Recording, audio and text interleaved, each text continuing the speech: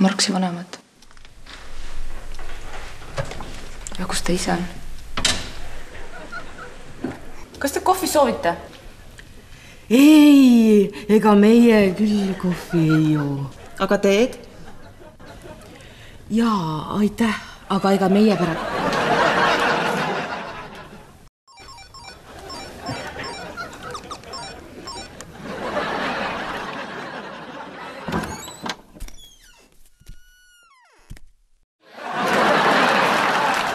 Teie siia?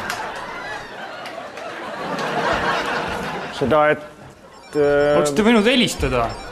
Telefon on ju olemas. Telefon jah, aga... Et perega saaks vabalt rääkida, on nüüd Tele2 uutes perepakettides kõned aasta lõpuni täiesti tasuta.